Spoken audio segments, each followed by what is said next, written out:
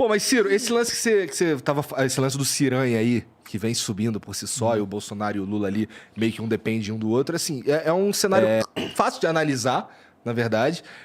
Dá pra perceber ali que o Lula, mais do que o Bolsonaro, o Lula tá jogando meio parado, deixando o Bolsonaro ali, porra, se queimando sozinho e tal. E tu vem mesmo por fora nessa história aí. E tem gente que diz, inclusive, que tu algo, assim, não sei se não seria uma boa ideia se tu desiste das eleições agora, porque aí a gente começa a levar as decisões pro primeiro turno, não é? Veja, a premissa de tudo, Igor, e obrigado mais uma vez por vir aqui, né?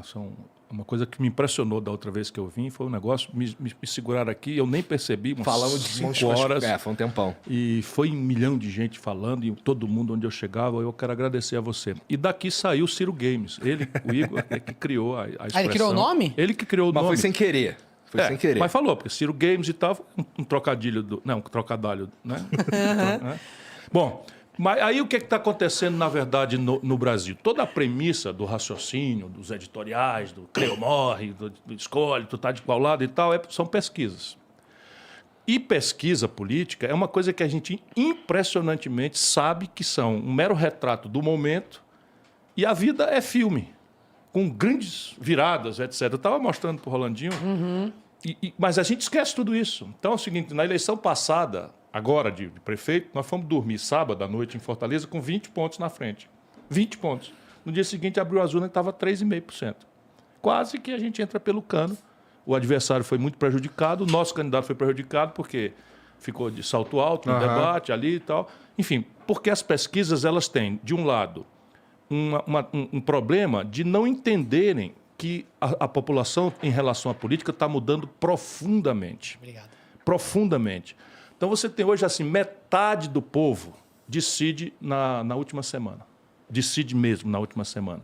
E o que a pesquisa revela então? Revela uma tendência.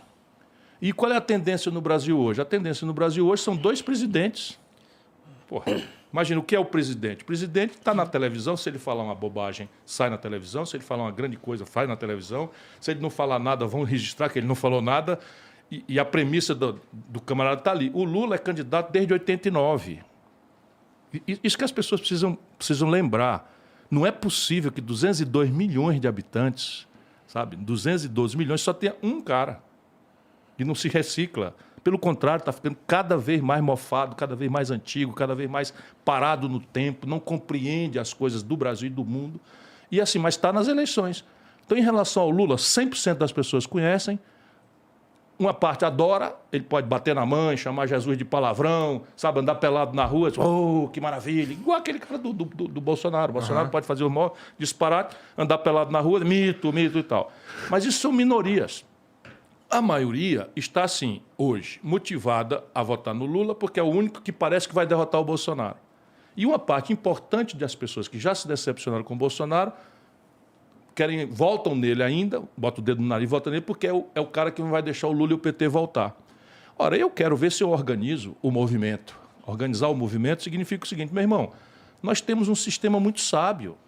Você vota 2 vezes, uma na sua preferência, no seu gosto, no amor, no entusiasmo, na esperança, e a outra com o dedo no nariz. Porque a lógica é essa, do primeiro turno é uma lógica de preferência e o segundo turno é uma lógica de quem você não quer. Portanto, o processo está só começando. Então, vamos lá. É muito triste, né?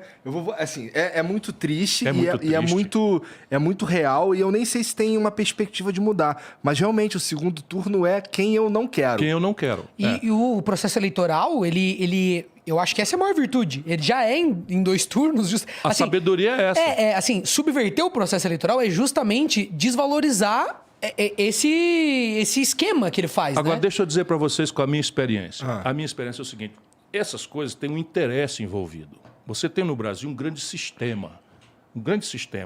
E a gente vai conversar aqui. Vamos entrar aí pela noite, você que manda e tal. E eu vou lhe provar, a tese hoje vai ser essa, vou lhe provar que rodou, cai no interesse do sistema. Rodou por aqui, rodou por acolá, cai no interesse do sistema. Petrobras, preço do gasolina, preço do gás, rodou, caiu no sistema. Aí, como é? Teto de gasto, cai no sistema. Juro alto, inadimplência, todo mundo quebrado, não sei o que e tal, cai no sistema.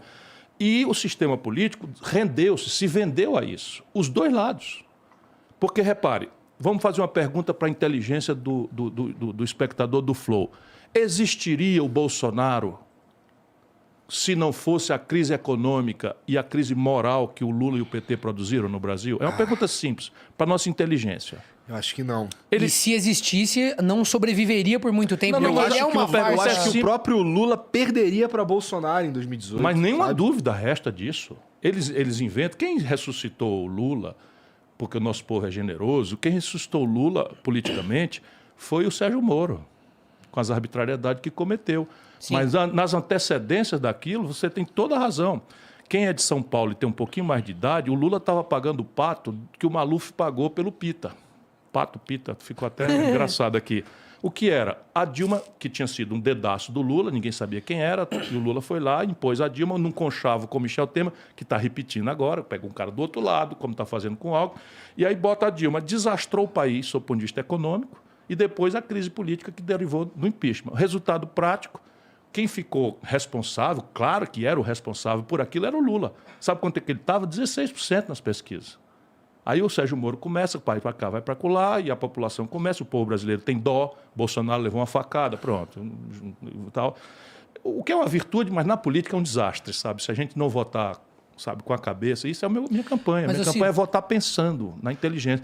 E a questão básica é a seguinte, o tamanho da crise brasileira, a renitência dela no tempo, a complexidade dela, não pode dizer que foi o Bolsonaro que produziu. O Bolsonaro não deu conta de resolver, está agravando tudo. É um macaco numa casa de louça, é um desastrado, ok.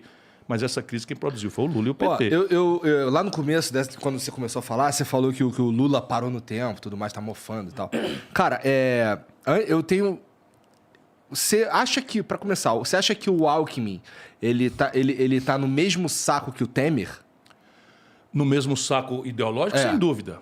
Você acha que ele não é um pouquinho mais... ter o Alckmin junto do Lula ali não é um aceno mais... tô me posicionando mais aqui, pegando um cara mais à direita para parecer que eu tô mais no centro. Meu irmão, isso é um conchavo. Adversários podem e devem fazer acordos, dependendo do que justifica. Percebe? Então tem que ter uma evolução, tem que ter uma autocrítica, tá certo? Mas não é o caso. O Lula e o Bolsonaro e o Alckmin simbolizaram no Brasil 25 anos de radicalização política. Vocês são daqui de São Paulo. Aqui em São Paulo só existia isso. Era PT e PSDB, e isso saiu de São Paulo, foi imposto ao Brasil, e a conversa era da canela para baixo, irmão. Porque adversário você critica, discorda e tal, mas aqui era o seguinte, era ladrão da merenda, não é? O Lula quer votar a cena do crime. Então é uma coisa meio grave. É evidente que você... Não, agora qual era a justificativa dele? Não, precisamos proteger a democracia. Espera aí um pouquinho, cara pálida. Então eu, que não estou na proteção da democracia, Ciro Gomes, aqui, eu, Ciro Gomes, não estou na proteção da democracia. Essa é a tese mais absurda de todas. Tenha santa paciência. Então, a Simone Tebet não está no campo da democracia. Então, já está definido o nosso destino. Vai ter que ser entre dois candidatos e ponto final. Eles já decidiram entre eles. E que papo é esse? Democracia é opção, é debate. Aí debate. Por que debate? É para a gente exibir inteligência? Não. É porque tudo que está errado, Igor, tudo que está errado no Brasil, não está errado porque tinha um manual de fazer certo. E os caras em Brasília são safados, são maus, que vão lá e fazem tudo errado de propósito. Ah, se fosse. Aí era mais fácil. Era mais fácil. Não é, não. É porque o que está errado beneficia uma minoria ultrapoderosa e que não quer que mude nada, porque, sabe, é o mesmo sistema. A petezada enlouquece. Falsa equivalência. Não, peraí, o Lula e o Bolsonaro são pessoas muito diferentes. Eu não tenho nenhuma dificuldade de reconhecer isso. Mas o que estou falando aqui é do sistema de economia, a economia brasileira. Como é que se organiza o sistema econômico? É rigorosamente o mesmo modelo. Tu acha que tanto faz para essa Estou te dizendo, aí? Câmbio flutuante, superávit primário, meta de inflação, tudo rigorosamente igual desde o Fernando Henrique até aqui. E falando desse serviço, a gente está falando de pesquisa, eu fico pensando muito sobre isso. Eu não sou estatístico, sou interessado, né? E acho que quando a pesquisa é feita assim, uma atrás da outra, ela quase que serve para engessar a própria estatística que ela produz, sabe? Porque eu tenho amigos que, presos nos valores da pesquisa semanal, começam a não querer mais pensar a respeito do voto, sabe? Se decide, fala, não, a pesquisa... Porque sai uma pesquisa por dia, então assim... É como se você fosse, né, Rolandinho, para uma corrida de cavalo. Então você vai para o Jockey Club, aí chega lá no Jockey Club, Se tiver maior de 18 anos, né? Assim, quem é o cavalo da vez aí? Quem é o cavalo bom da vez? Não, quem está aí, pule de vez, é o cara bota aqui. Pô, peraí, é o destino do país. E o debate, por que o debate é crítico? Porque a gente só vai conseguir mudar as coisas se o povo entrar na jogada. Com certeza. Só vai mudar. Acredite, porque eleição, nós celebramos a eleição com o povo. Então, todos os deputados são eleitos pelo povo. Todos os senadores eleitos pelo povo. Todos os prefeitos, vereador, governador, todo mundo. Porém, a operação do governo não é com o povo. Por quê? Porque o povo volta para casa, esperando pelo que não ficou de vir, já não acredita muito em promessa de político, e tem toda a razão de não acreditar, porque a mentirada, não é? A corrupção, a ladroeira, o privilégio são a regra. Inclusive, não é puxando teu saco, não. Você está longe de precisar disso. Então, você não vai ver eu puxando Se saco alguém de precisar político. puxar saco aqui, sou eu. Então, mas ó...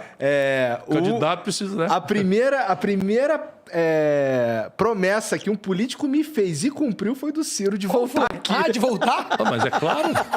Nossa, mas então tá muito ruim a coisa. Pois mesmo, olha, né? Porque... eu me gabo de não Nossa. ter uma promessa que eu tenha formalizado na minha longa vida pública que eu não tenha cumprido. Por quê? Porque eu modero a promessa. Eu modero a promessa. E eu quero sempre estabelecer com as pessoas uma meta, um objetivo, de que vou tentar, de quanto custa, de quais são os riscos. Sabe que isso é verdade, né? Isso vai Você tava ficando falando... quase chato. Vai ficando quase chato. Então, eu estou fazendo isso porque, de novo, é só para arrematar o raciocínio. Ou a gente ajuda o povo a entender, que eu falei 3 coisas aqui, que provavelmente a média da audiência, e não é culpa de ninguém. Não é culpa de ninguém, senão dos grandes mediadores, da grande mídia tradicional e tal, que não explica.